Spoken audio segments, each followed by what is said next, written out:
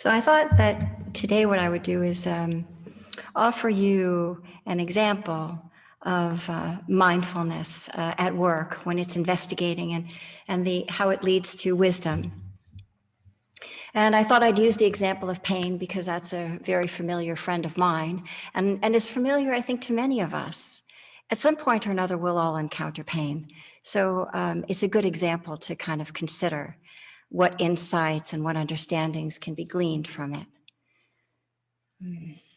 And these are my discoveries, mind you, my crooked journey to discovering things. It wasn't really until my 40s that I really kind of got it that I was in pain, for real. I had gotten so good at hiding it that I really hadn't taken the time to notice or fully appreciate how much pain I was really in, and that I had been in pain for most of my life. This was a revelation, actually, to really wake up to the fact that I was shouldering pain day after day since my childhood. May seem like a minor noticing, but it wasn't. So that was the first real getting it. And sure, we all notice pain when we have it. We notice it often, though, with that sense of irritation and judgment, which was for sure me. And as I say, it wasn't until my 40s when I began to being able to label pain as a frequent visitor to my guest house.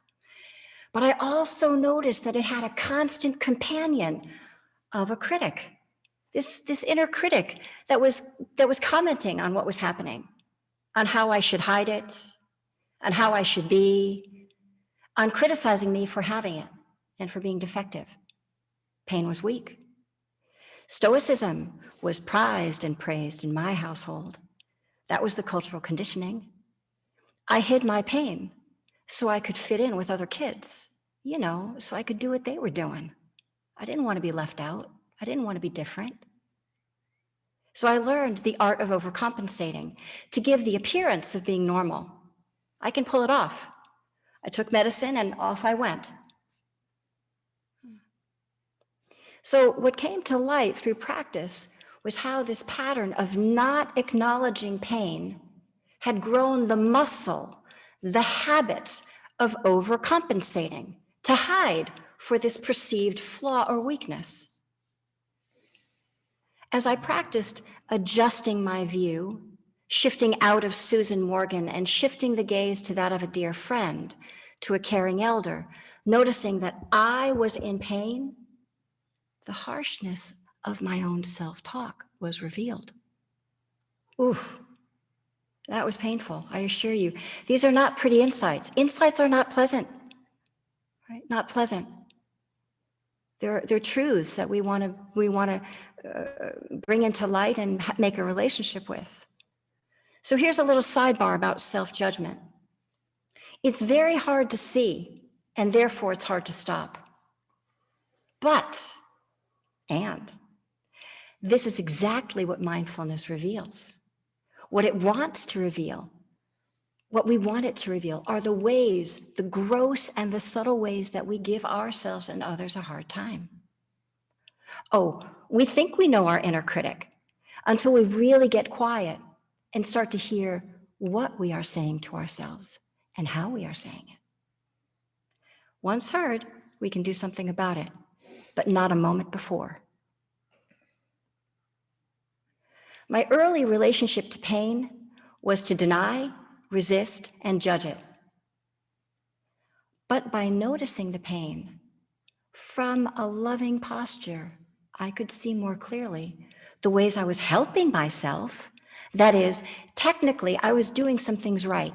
I was eating well, I was hydrating, I was taking my medicine. But then I could also see the ways that I was harming myself, how I was ignoring the pain, judging it, bullying myself through it, right? Judging myself for being bad, defective, hating myself. I also could see the way in which I saw it as a punishment for my sins. That is a carryover from my Catholicism, but indeed true. I saw it as a punishment. And all of that is extra. all of which caused the pain. I could feel all of this stuff made the pain more burdensome. That my judging and my gripping and my resisting actually made it feel worse and heavier. But bringing that load into the view of a loving gaze, as if it was another person's story, well, that allowed empathy to come forward. Next came feeling it. Now, I'll assure you that I'm still doing that, this step. Feeling is like, this is not our way in North America. We are a stoic bunch. We may have pain, but we don't really like to feel it, not directly, maybe in a bargaining kind of a way, right? And we aren't evolutionarily wired to move toward our pain. So of course I tried to steer clear of it. And look, admittedly, most folks don't like to feel pain, but what if it's chronic pain? What if that's your normal? What if that is the norm? Then feeling it is risky. It's easy to get overwhelmed. It's easy to get overwhelmed, and it's easy to sink under the weight of it. I thought by ignoring it, it was a good strategy until I couldn't anymore, until it stopped working, until I had no choice but to notice the consequences of not attending to it, which is that my body was a mess. This was when I began to really consider the implications of the body in practice and to encourage it to find ways to move toward homeostasis, to move toward ease of well-being, to move toward as much comfort and ease as is possible in all of its doings. Why not? This is how I learned to hold the pain, to make room for it, by feeling for how it wanted and needed to be held. And it's taken years to learn how to feel pain safely. And let me highlight the word safely, because we tend to override that one. But safely means to touch to it or to move into it safely enough that we don't get overwhelmed by it. And that we can learn how to be responsive to it based on what is available to us at the moment. Because in any given day, any given moment, it's always going to feel different. What kind of comforts are available to me externally right now? Blankets, pillows, a comfortable chair, a wall, a bench, the ground. What kind of comforts are available to me internally? Do I have enough energy? Do I have enough, can I muster enough attention and enough sense of care? Right. What is needed to help bring about more ease, and what's available to me right now? If I haven't slept all night, if I've been in pain all night, it'll be very difficult for me to probably muster up a loving voice to whisper kind words into my ear. But I can at least very deliberately arrange the body in a comfortable position, in the position that it finds itself in. If we learn to slowly feel, to touch into the pain, and to adjust accordingly. You see, the secret of releasing the pain is feeling enough of it to know what to do with it. Remember, parents of newborn infants, they don't know how to soothe that infant. They just play, practice, experiment, try this, try that, until they start to find the ways of how this baby is soothed. No parent knows that automatically. That's learned by doing.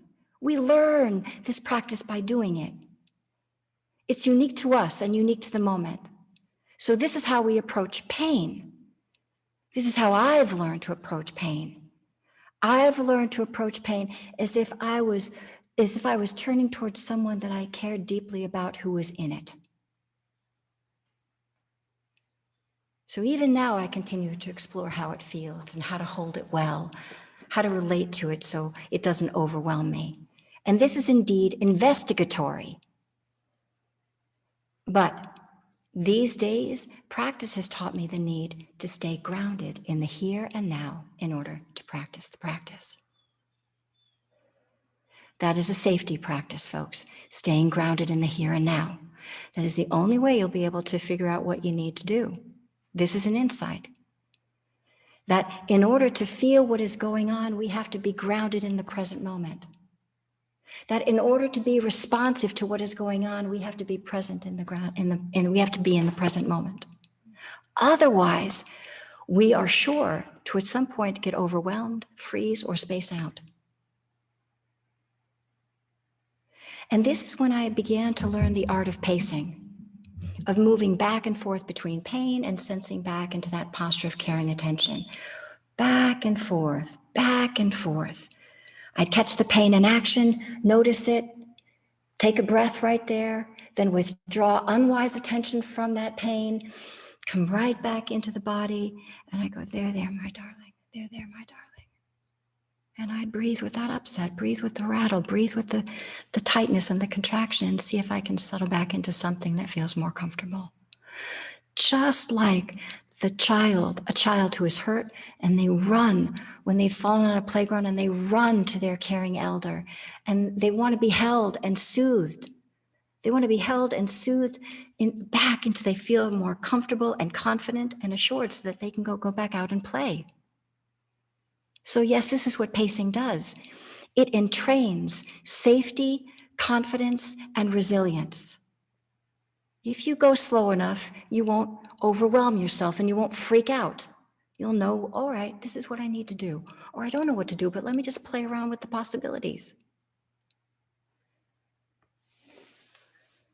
And this feeling of pain is teaching us, as I say, how to hold and how to tend to it. So the question that it begins to answer is, what is needed now to be at ease with the pain that is? Right? I'm not bypassing anything, nothing. Well, this is a useful line of questioning that keeps honing the skill of responsiveness and loosening the habit of reactivity, which is our usual habit. So in real time, I might respond by changing or reestablishing my bodily posture to get as physically comfortable as possible. Or I might use sound, which I have found sound to be an incredibly useful object when pain is really up. I'll go to ambient sound as the anchor, as the whole, I'm sensing that is the atmosphere in which this pain is occurring. But now I have this atmosphere, this larger atmosphere that's holding it. That's much better than little old me struggling trying to hold it. Or if I do have the energy and the wherewithal, I might deliberately offer some little love patter to myself, whispering some kind words into my ear, like, all right, my darling, all right, it's okay, take it easy, this too will pass. Or just this breath, stay with it, just this breath, And then I might go make a cup of tea for myself, or lay myself down on the bed, or stretch myself out on the floor. How would a dear friend talk to me? How would a dear friend care for me if they knew that I was in pain? What might that look like?